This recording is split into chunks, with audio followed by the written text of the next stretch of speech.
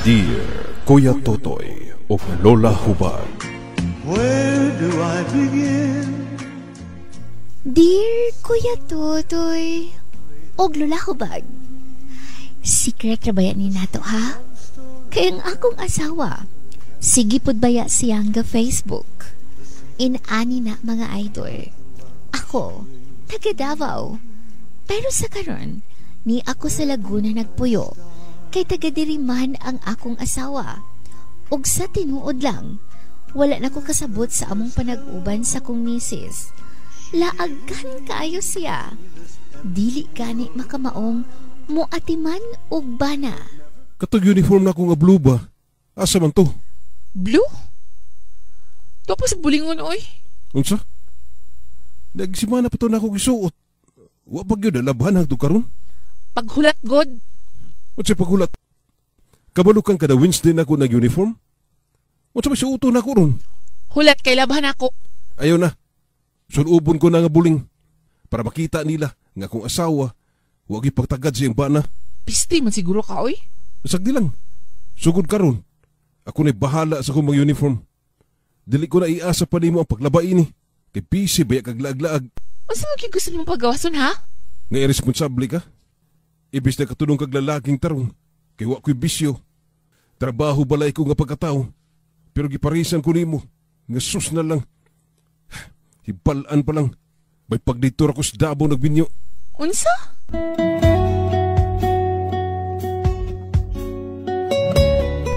Kuya Totoy og Lola Hubad, dili man sa bilib ko sa akong sarili ha, pero wala ko'y bisyo mga idol.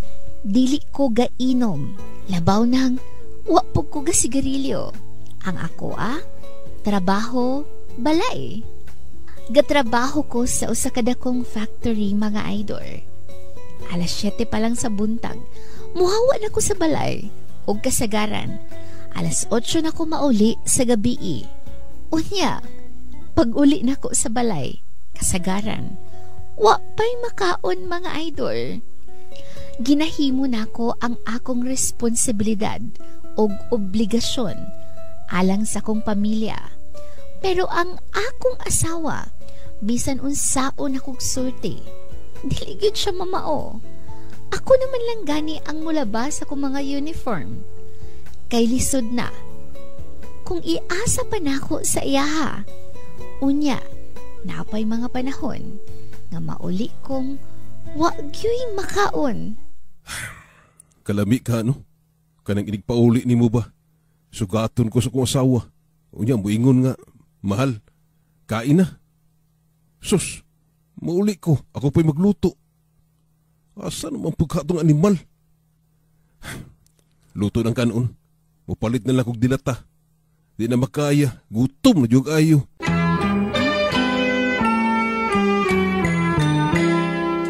Unsa may imuha, James? Sardinas paliyog, Hays. Tagnaon ako. Wa pa kaluto si Vera, no? Wa pag yun. Kaya wa pa man siya na uli. Ambot kung asa na po ito naglaag-laag. Di ay? Siguradong gigutom na yun ka. Kadiyot ha, kay magkakog sudan. Mag-uga ka aning sardinas. Yun na unta akong asawa? Concern sa bana ba? Sus, si Vera. Di gyud intan parehas kang Hazel mo atiman. Lutuan ang bana. Ay. James, nyara nilagang baka na. Haze, kadaghan baan ni Basig ipanihapon pa ninyo. Human naman migkaon, uy.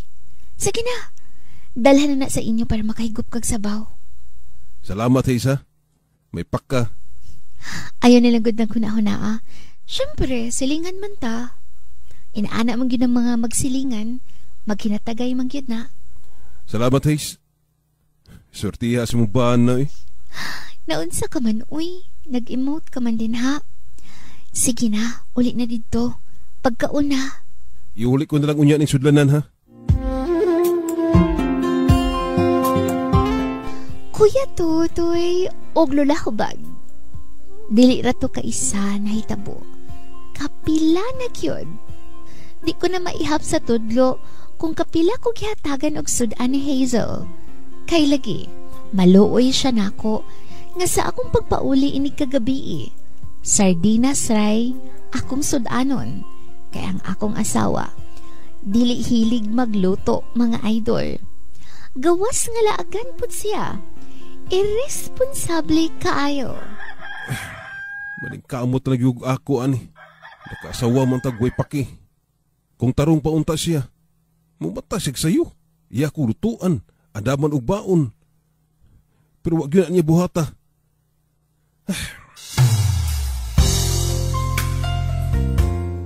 Palit ako kape, Haze. Dali sulod. Pagkaon diri. Ayaw na lang, Haze, oy. Ulaw na kaay ko ni mo ba? Dali na lagi. Pagkaon sa diri kay nakaluto naman ko. Tulog pa man po ang mga bata. Sigurado ka? Siyempre naman. Og kani sudanin mo ni pambaon. Haze. James, nigakos ka manggod na ako. Salamat sa pag-atiman sa kuha. Way sa pa yan, James. Hazel. James.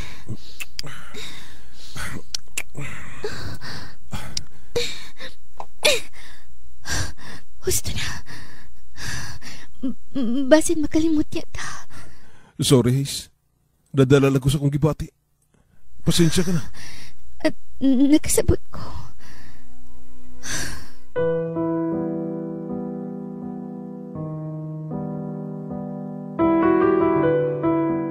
Kuya Totoy, og lulahubag. Hapit gyud. Hapit may mahitabo na mo ni Hazel. Nga among silingan diri sa Laguna.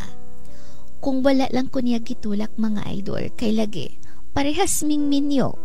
Siya na ibana, pero tuwa sa abroad. Ako, na'y asawa diri, pero way pakialam sa iyang bana.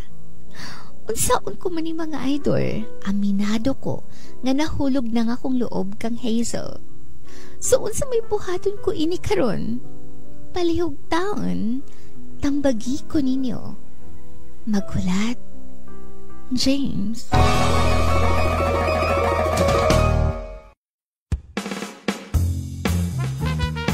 Maayong hapon sa tuwang letter sender nga si James. Maayong hapon. Maadjong hapon po mo din ha, Kuya Toto. Yung ni mo po, my loves, kabisyo. Adlang Wednesday na ta karon. Kinsay excited has weekend. Kay maglang weekend na puro ka, no? Magmayo naman di ay. Paspasa na lamang na hala. Aritang Dodong James nga naa karon sa Laguna.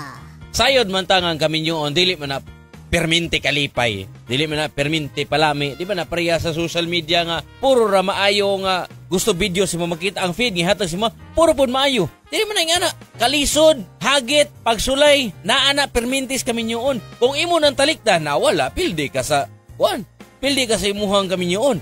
Dapat imuha gyud ng atubangon. Imuha ng pangitaag solusyon. Di ba la? Maog yun. Dapat mag-istorya gyud mo ana imong asawa dong kabahin sa inyuhang panag-uban.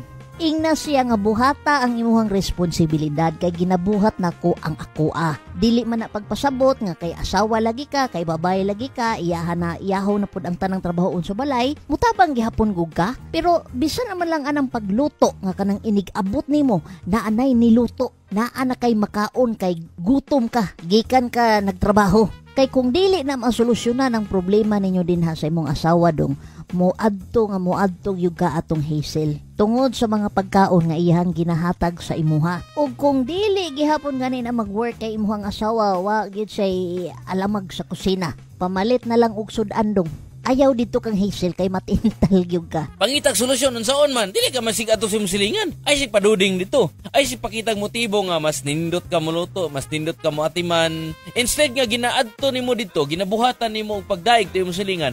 Diri kasi mong asawa, i-develop imong asawa kay ikaw kabalo man ka muluto, kabalo man ka mo mamalingki, kabalo man ka manlimpyo. Itudlo na nimo sa imong asawa.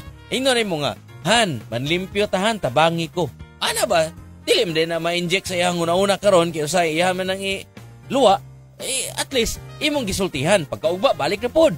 Tudloan nimo ba? Mura man nagbatang gamay nga tudloan nimo gawas sa tong mga asawa nga gadako nga trabaho ang getiman permente. Okay, ikaw na yaw-yawan na to, ganun si kag Facebook niya, ganun si kag TikTok niya. Di ba la? Maog yun.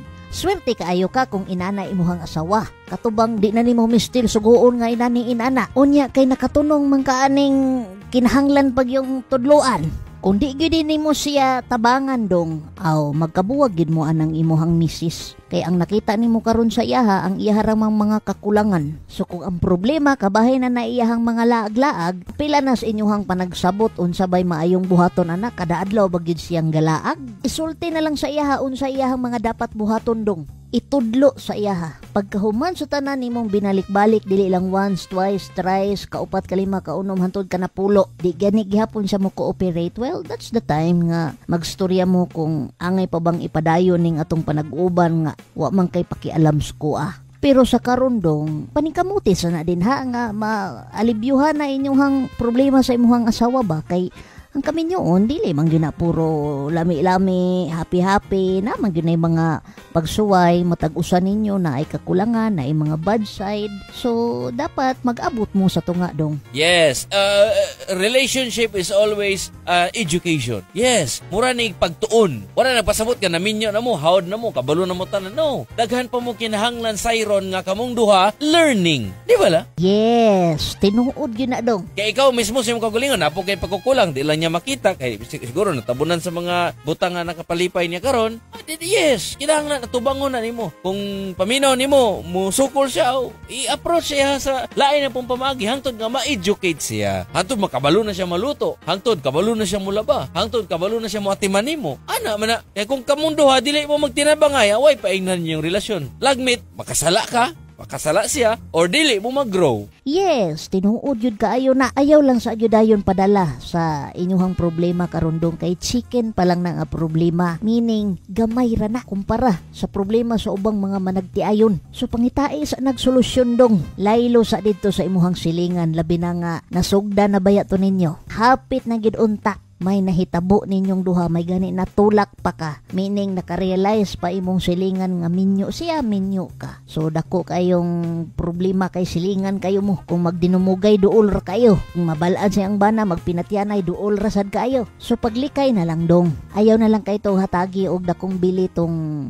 almost na nahitabo ninyo. Kay, ikaw nadala rapod ka, nahulog ka, it's because sa mga pagkaon. Di ba na ito'y panultihon nga the way to a man's heart is through his stomach. Og si Hazel pod, since nga layo ang iyahang husband kay tuwa sa abroad, marag napod siya mga kainit ba nga gustong ipagawas pero at least napigilan. Ang problema lang ini dong kung ubalik yapon ka ditong Hazel. Salamat sa imong pagsalig son. Ito programa #Dear Kuya Totoy Lola Hubag. Salamat James. Og basin pa di ay kana imong asawa madana nimo diri sa Davao para malayo pod ka anang Hazel. Try lang. Kabisyo ay kalimot in town. Like, share, follow Lola Hubag Love Radio, Kuya Totoy Love Radio Davao o Love Radio Davao page. My loves, basin ganahan pod ka i-follow pod ko sa Instagram. Lola Hubag lang gihapon. Gan salamat my loves ug kung nakay suliran diha nga gustong ipaabot diri namo ni Kuya Totoy ay rag kabalaka, ay rag kauwaw kay di lagi na mabisto imuhang pangan lagi on air. Secret ra na to, pangalyas lang diha. I-PM ko Lola Hubag Love Radio. Ako si Kuya Totoy. Ug ako si Lola Hubag. Feel good lang. Always.